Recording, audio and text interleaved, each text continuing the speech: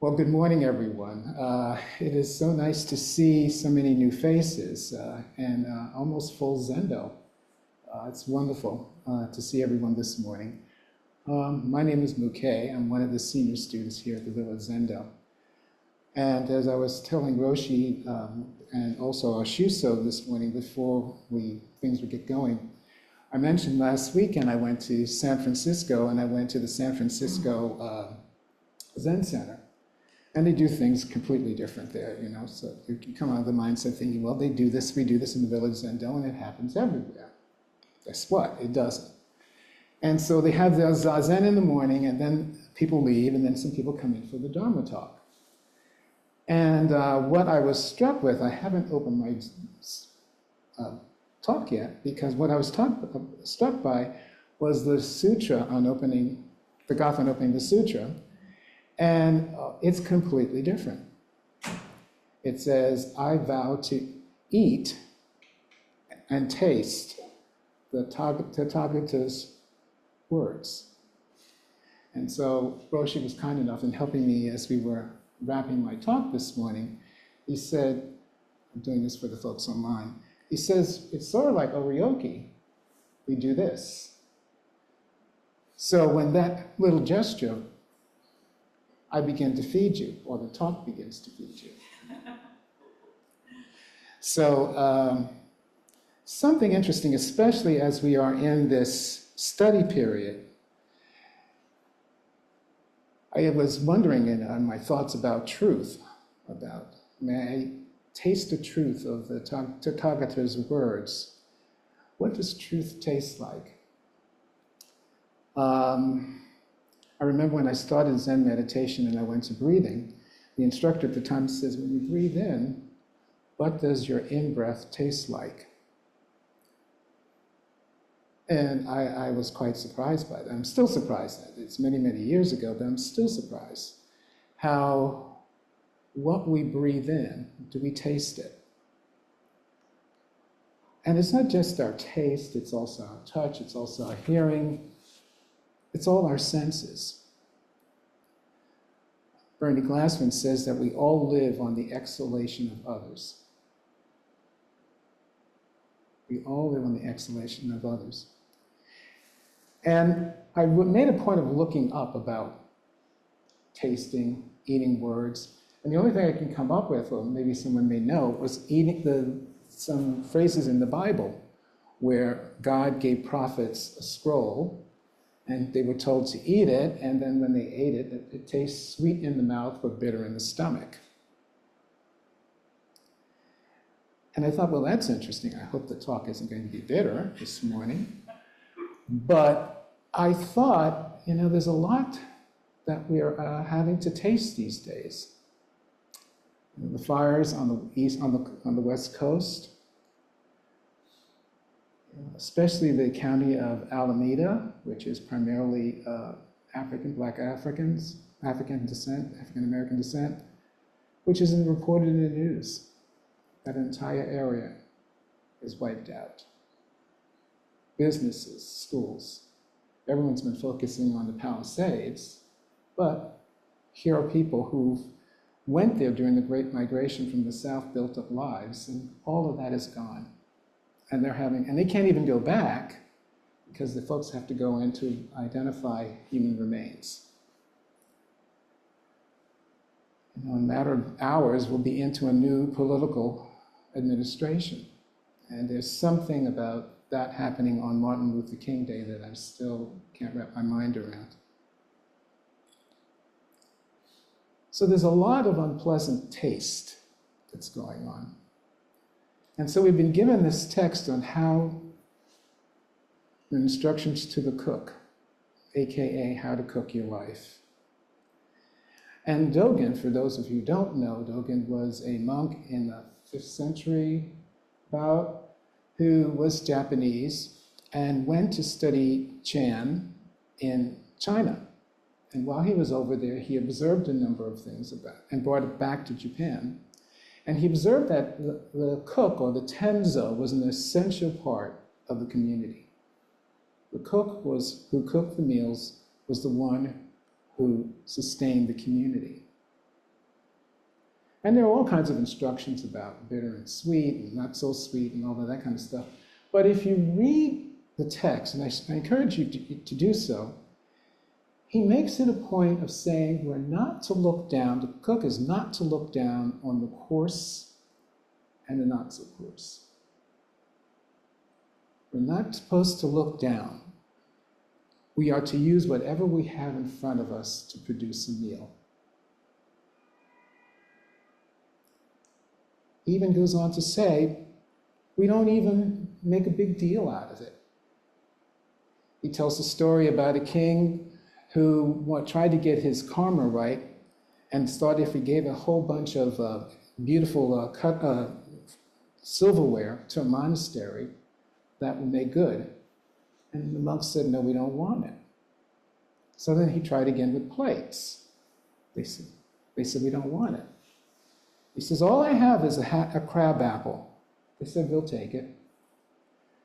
And they took the crab apple and made it into a pie that sustained the entire community. Dogen also goes on to tell the story of a woman who was cooking rice, and she took the leftover rice, and the Buddha was thirsty, and she gave it to him. And according to Dogen, the story is that that tiny gesture followed her into the many lifetimes that she, a woman, eventually became a Buddha. So how do we use this practice to sustain life?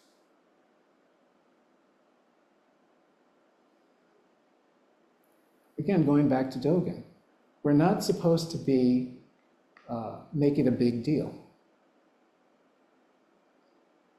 We're to use whatever is in front of us to cook whatever the meal is. Kodo Uchiyama Roshi did a commentary, one of many commentaries on the text. And he said that Zazen is not getting into a drunken ecstasy. But it is about whatever it is that we're called to do in the present situation.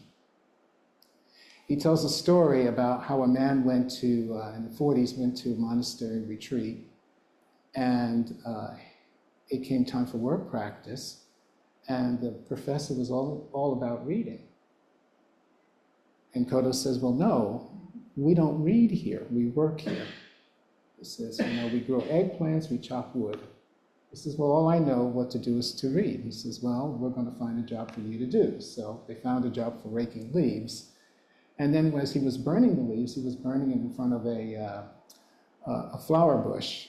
And Kodo had to go over and say, no, you're killing it. Stop it. And he had some questions about whether the professor was intelligent enough to understand the subtleties of life. Sometimes we have to look at when we take on this practice, and as I say, take on, what is it? Are we supporting it? Are we supporting this life, or are we repressing it? And again, Kodo, Dogen, small gestures, nothing big. So when you leave here today, what will your practice look like?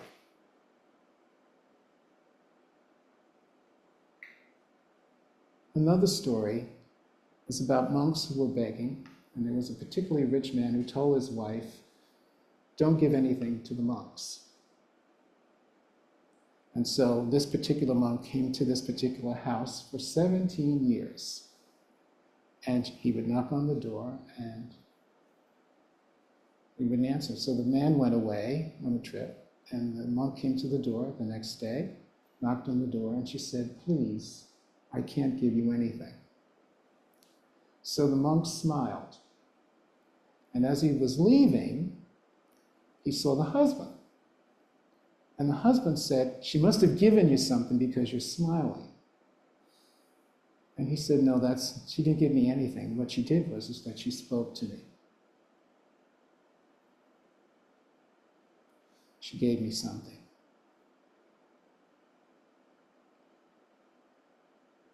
Simple. We don't have to think too hard about this. Right?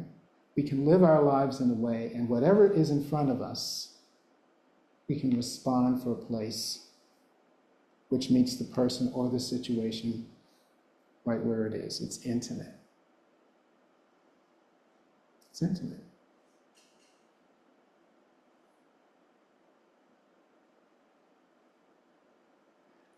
And for some, that's going to be a very hard task, especially in these coming days. It's going to be a very difficult task. And, okay, we have to work with that too. Just because we tell ourselves we're open-minded and understanding, remember there's that other part of us that isn't open-minded and understanding. You wouldn't know anything about that, would you? But that part we also have to work with too. Is that part of us that we sort of leave behind here, we don't want anybody to see. That becomes part of the meal that we serve. But we also have to be mindful, and I'm not saying in a Vipassana way, but aware. Aware.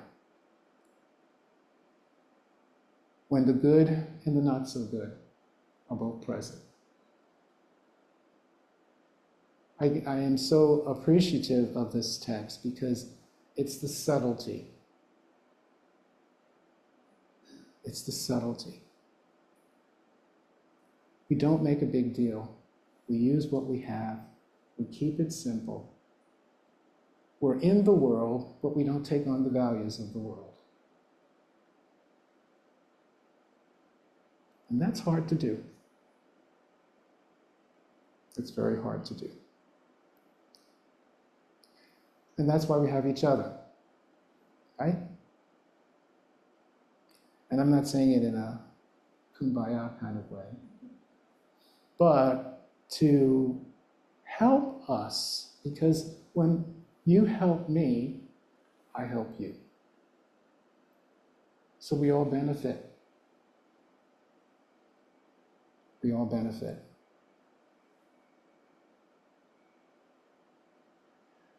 So the world calls us out to do something nice today.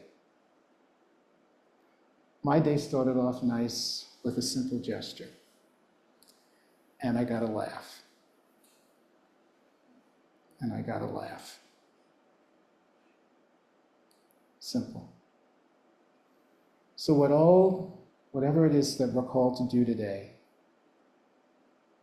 let's do it. Thank you very much for listening.